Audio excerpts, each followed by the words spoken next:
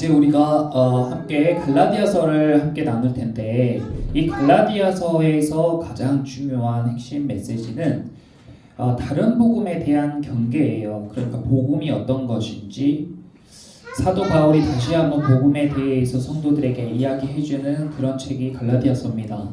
이 복음은 구원의 메시지라고 할 수 있는데, 구원을 어떻게 받을 수 있는가, 우리가 삶 가운데 어떻게 구원받는가, 이것은 전 인류의 역사상 모든 사람들의 관심사였어요.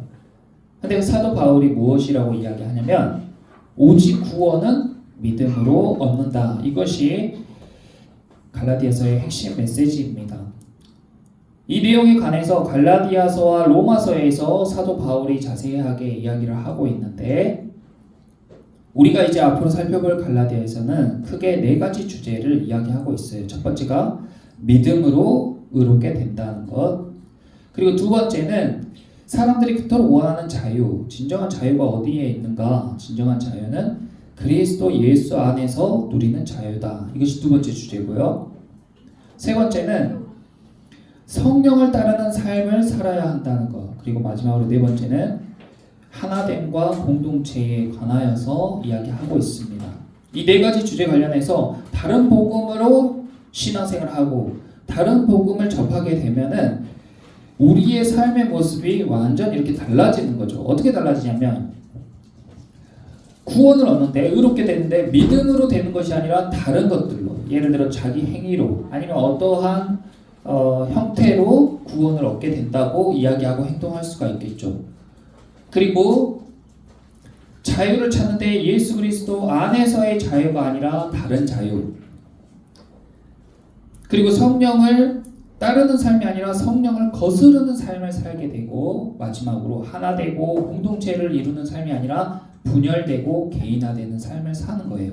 그러니까 우리가 교회에 다니고 신앙생활을 한다고 해서 무조건 삶의 모습이 그렇게 하나님께서 기뻐하시는 모습이 되는 게 아니라, 교회를 다니고 신앙생활을 열심히 하면서도 다른 복음을 붙잡고 신앙생활을 하게 된다면 우리의 삶의 모습이 이렇게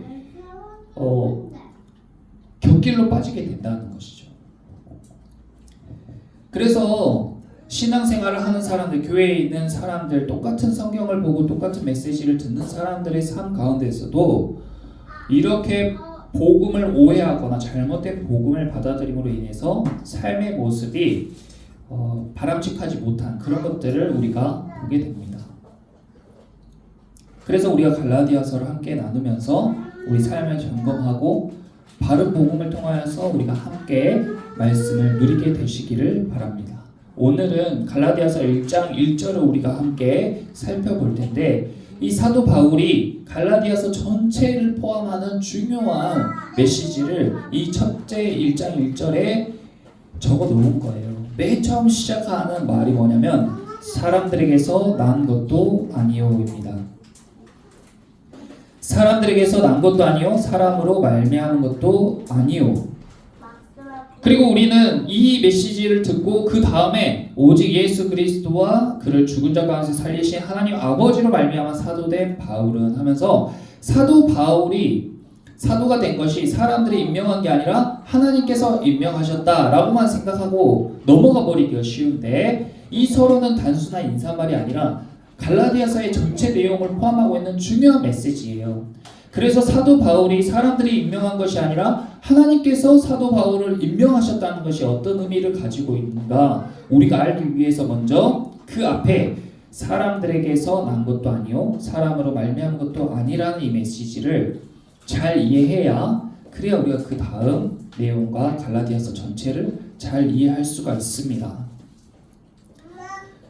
그러니까 사람들에게서 난 것이 무엇일까요? 사람들에게서 난 것이 무엇인가 생각해 보면, 저와 여러분들은 다 우리 부모님에게서 나왔어요. 그러니까 우리는 다 사람들에게서 난 것이에요. 그러니까 우리는 다 사람들에게서 난 것이기 때문에 그 부모님들의 성향, 성질, 기질, 성품, 습관, 태도 같은 것들을 다 고스란히 받고 태어납니다. 그리고 우리가 삶 가운데서 부대끼고 만나는 것도 다 사람들이에요. 그러니까 우리가 하는 생각, 우리의 마음, 우리의 말과 행동은 다 사람으로부터 난 것이라는 겁니다. 이것을 다 부정할 수는 없어요. 근데 사도 바울이 이것을 처음 이야기한 것은 복음은 사람으로부터 난 것이 아니라는 거예요.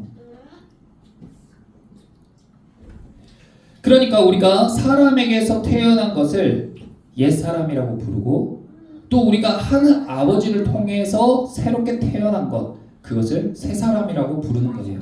하나님께서 말씀으로 무엇이라고 말씀하셨냐면 너는 내 아들이다. 오늘날 내가 너를 낳았도다. 이렇게 이야기하신 거예요. 그러니까 이 말은 단순히 하나님이 우리를 낳으셨네로 끝나는 것이 아니라 내가 사람으로부터 낳기 때문에 사람의 성품과 기질과 말과 행동을 그대로 갖고 있었는데 이제 하나님께서 나를 낳으심으로 인해서 내가 새 사람이 됨으로 인해서 나의 생각과 마음과 말과 행동과 성품과 기질과 태도의 모든 것들이 완전히 바뀌게 된다는 의미입니다. 그래서 복음을 듣는다는 것, 구원받는다는 것은 단순히 우리가 천국에 가는 것만 의미하는 게 아니라 우리의 모든 것이 다 바뀌는 것을 이야기하고 있는 거예요. 그러니까 예수 그리스도를 믿습니다. 믿음으로 우리는 구원을 받았습니다 라고 이야기하는데 나의 행동과 말과 성품이 이전 모습과 그대로라면, 그대로인 사람들이 있다면 그 사람들은 다른 복음으로 신앙생활을 하고 있다라고 생각할 수가 있다는 겁니다. 야고보 사도는 이런 성도들을 향해서 무엇이라고 이야기했냐면 행함이 없는 믿음은 죽은 믿음이다 라고 이야기했어요. 그 죽은 믿음이란 것이 바로 다른 복음으로 인해서 만들어진 믿음을 이야기하는 겁니다. 그러니까 우리가 예수 그리스도를 영접하고 교회를 다니면서 나는 믿음으로 구원받았습니다 라고 이야기하지만 계속 나는 사람으로부터 난 것을 의지하며 살아가고 있을 때에 나는 아직 믿음에 대해서 그리고 구원에 대해서 확신할 수 없다라는 것이죠. 우리는 하나님으로부터 온 것으로 살아가는 성도들이 되어야 한다고 생각합니다. 예를 들자면 이런 거예요.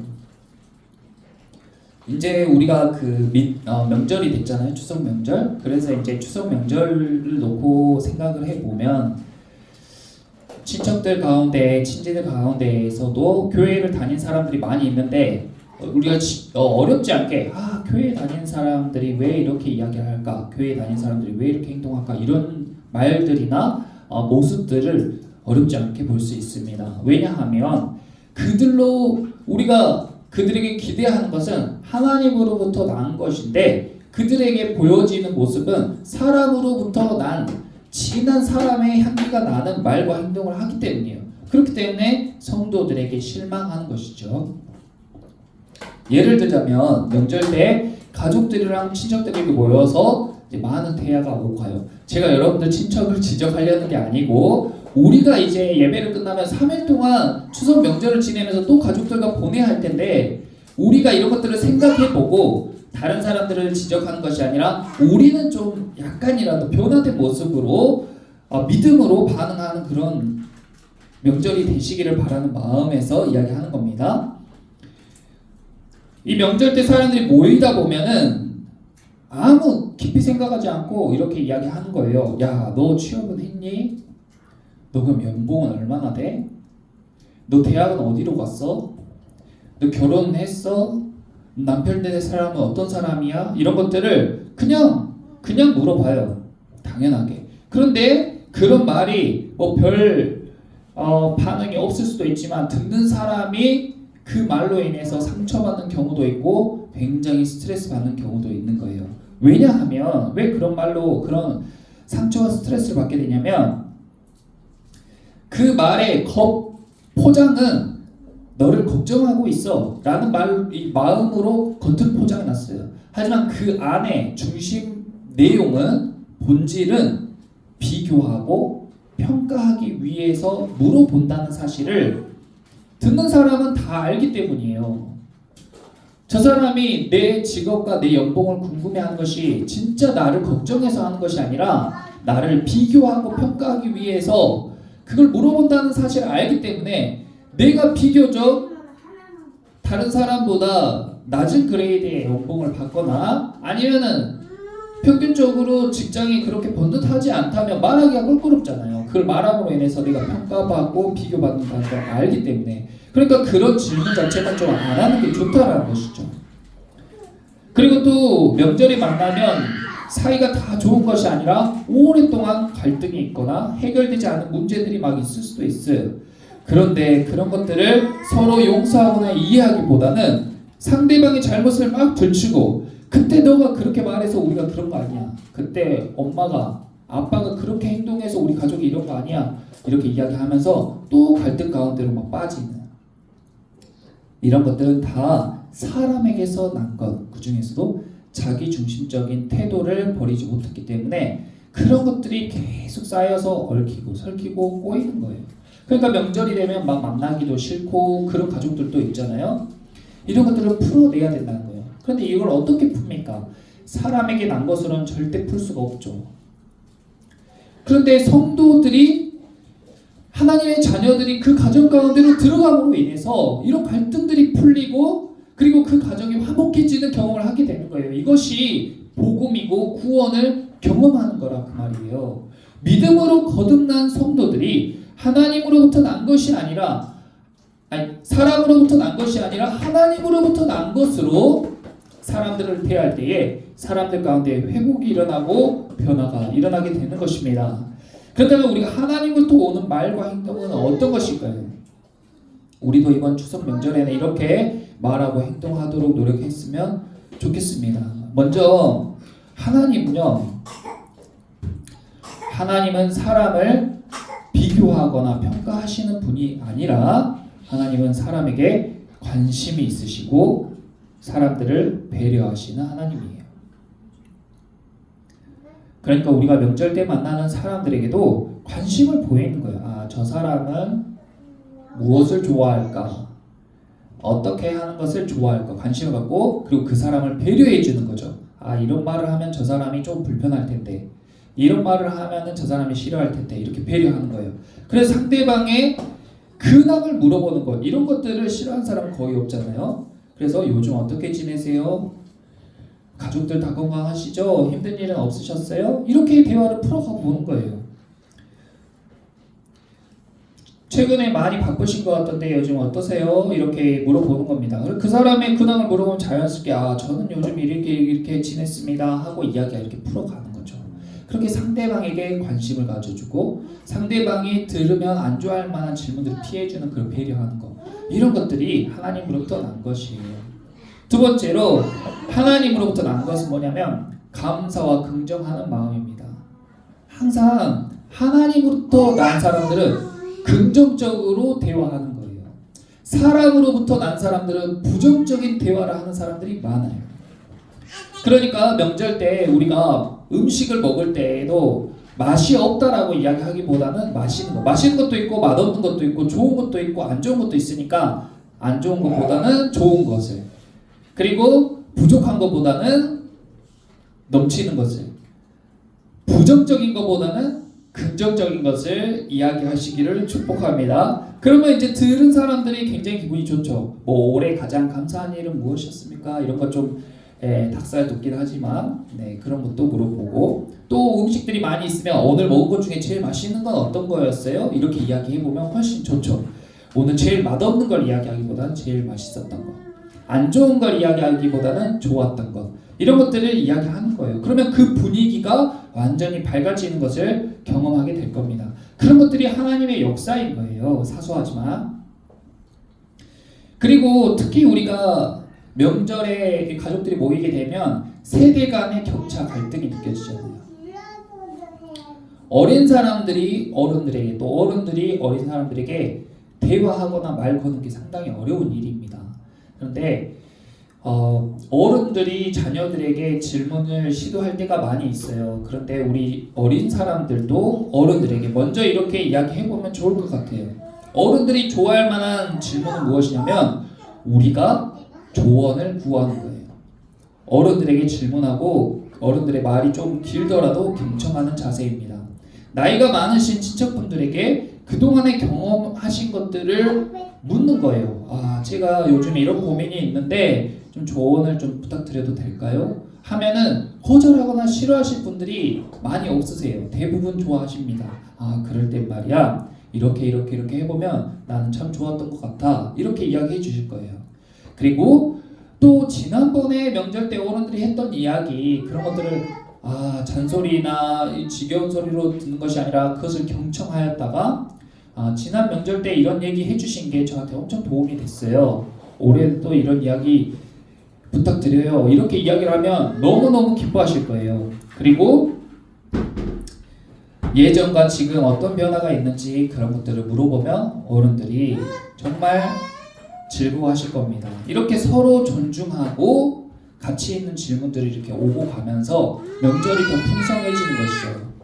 단순히 음식만 많이 나누는 게 아니라 대화를 통해서 서로의 마음이 열리고 서로가 더욱더 풍요로워지는 그런 명절 경험하게 되는 거예요. 또 가족들 간에 보면 사이가 좀 안 좋은 가족들도 있어요. 만날 때마다 대면하고 얼굴을 붉히고 또 술이 한 잔 들어가거나 상대방을 공격하는 말 한마디에 폭발해가지고 다툼이 일어나거나 이런 가정도 있단 말이에요. 그럴 때에는 나의 속마음을 숨기고 겉도는 말만 하기보다는 상대방에게 솔직하게 이야기하면서 관계를 회복할 수 있는 그런 말을 하는 것이 좋겠습니다. 예를 들자면 우리 사이에 이런 오해가 있었던 것 같은데 내가 당신을 더 잘 이해하고 싶습니다. 좀 이야기해 주실 수 있나요? 당신의 마음에 대해서 이야기해 주실 수 있나요? 저는 그때 이래 했는데 그쪽은 어땠는지 이야기해 주시면 좋겠어요. 이번에는 잘 풀고 싶습니다. 이런 일들을.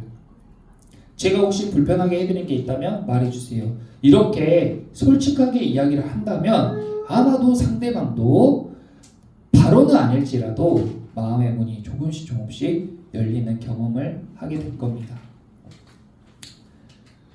또 가장 중요한 이 신앙을 나눠야 되잖아요. 복음을 전해야 되고 전도해야 되잖아요. 그런데 이것이 또 명절 때 제일 불편한 것 중에 하나예요. 교회 다니시는 분들이 명절만 되면 만나기만 하면 교회에 나와라, 교회 다녀라 이러면 그거 듣는 사람이 너무 스트레스란 말이죠.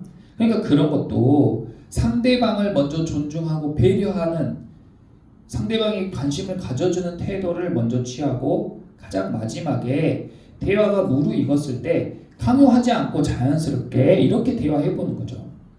제가 요즘 교회에서 이러이러한 일들이 있었는데 너무 좋았어요. 여러분들은 삶 가운데서 어떤 경험을 했나요? 하면서 제가 지금 대상이 없기 때문에 이렇게 이야기하지만 큰아버지라든지 작은아버지라든지 아니면 조카들이라든지 친척들이라든지 대상에 따라서 맞게 이렇게 이야기를 해보면 되는 거죠. 그리고 제가 이번에 기도했는데 너무 저한테 큰 힘이 됐어요. 혹시 제가 기도해 줄 일이 있으면 이야기해 주실래요? 제가 기도해 주고 싶어요. 조금이나마 도움이 될 수 있다면 제가 그 일에 대해서 기도해 주고 싶어요. 혹시 요즘 좀 힘든 일이 있으셨으면 저에게 이야기해 주실 수 있어요? 제가 그러면 그 일을 놓고 함께 기도할게요. 이렇게 이야기를 한다면 누가 싫어하겠어요? 단순히 생각하지 않고 그냥 막 교회 나와라, 교회 다니라, 예수님 믿어라 이렇게 이야기하는 것은 노이즈밖에 되지 않습니다. 그렇기 때문에 그런 말은 최대한 가슴에 담아두고 상대방에게 필요한 말, 그리고 상대방이 들었을 때의 기분 좋을 말들을 잘 생각해서 신앙생활을 하는 사람들은 조금 더 신중하고 조금 더 깊이 있는 말과 행동을 할 수 있어야 된다고 생각해요. 그런데 이런 것들이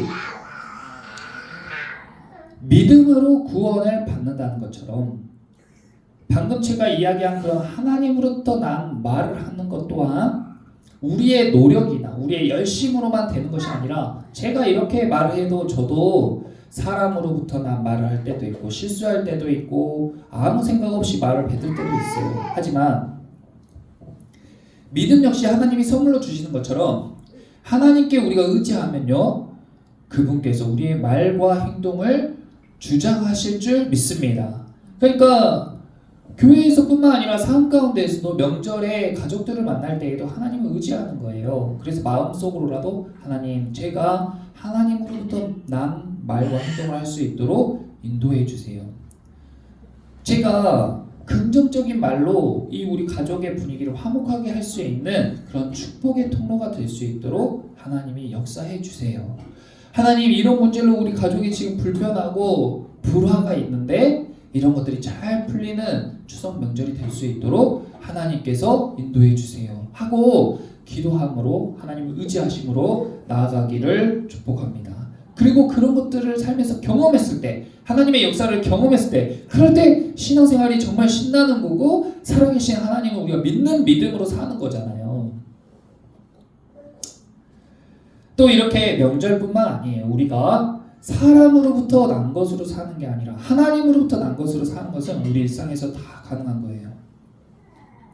예를 들어서 우리 학생들, 우리 자녀들이 학업을 할 때에도, 학교에 다닐 때에도 사람으로부터 난 것은 뭐예요? 비교와 경쟁이에요. 그래서 애들이 너무 스트레스를 받고 수능 시기가 되면 꼭 자살하는 친구들이 생기고 그 압박감과 부담감을 견디지 못하기 때문에 그런 거 아니에요?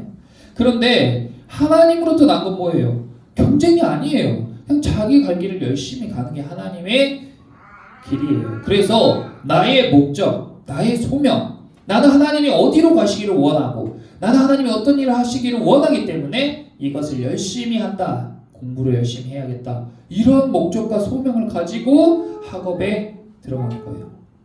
그리고 학문을 통해서 하나님께 영광 돌리는, 내가 1등을 하든 2등을 하든 1등 했다고 교만하지도 않고 꼴등 했다고 낙심하지도 않고 나는 내 길을 묵묵히 가게 될 수 있는 겁니다. 직장에서도요. 사람들은 승진하고 성과를 내려고요. 서로 막 경쟁하고 서로 스트레스 받고 그렇게 치열하게 살아가요. 직장 안이 전쟁터래요. 그런데 하나님으로부터 난 사람들은요. 직장 안에서 계속 그런 승진과 성과에 대한 압박감을 내려놓기 위해서 기도하고 그리고 하나님의 사명을 따라서 정직하고 성실하게 일하는 것을 목표로 살아가는 거예요. 나의 모습이 하나님께 누가 되거나 하나님의 영광을 가리지 않도록 내가 일하는 것이 하나님께 영광을 올려드릴 수 있도록 내가 성실하고 정직하게 일하는 데에 나의 모든 포커스를 맞춘다는 것이죠. 그렇게 직장생활 하다 보니까 동료들을 자연스럽게 섬기게 되고 도와주는 자세를 취하게 되는 거예요. 근데 그런 사람을 누가 싫어하겠어요? 자연히 시간이 흐르면 그런 사람이 세워지게 되는 것이죠. 이렇게 우리 삶 가운데에서 명절이나 또 학업이나 직장생활뿐만 아니라 언제 어디서든지 우리 안에 있는 내가 아주 태어날 때부터 예수 그리스도를 만나기 이전까지 내 안에 완전 가득 차 있는 그런 사람으로부터 난 것들, 그런 것들이 하나씩 하나씩 하나님으로부터 난 것으로 변화되는 그런 변화의 삶, 변화의 경험이 믿음으로 구원받은 사람들의 삶인 줄 믿습니다. 결국에 우리가 이제 예배가 끝나면 또 가족들 품으로 이렇게 가실 건데 말씀을 기억하시고 사람으로부터 난 것이 아니요 하나님으로부터 난 것이다. 나는 이전에 나는 지나갔고 이제는 새로운 피조물이다. 나는 내 말과 행동은 사람으로부터 난 것이 나오려고 할 때에 한번 멈추고 내 안에서 이렇게 필터링을 한 다음에 여기에 딱 예수 그리스도로 필터를 딱 채우는 거예요.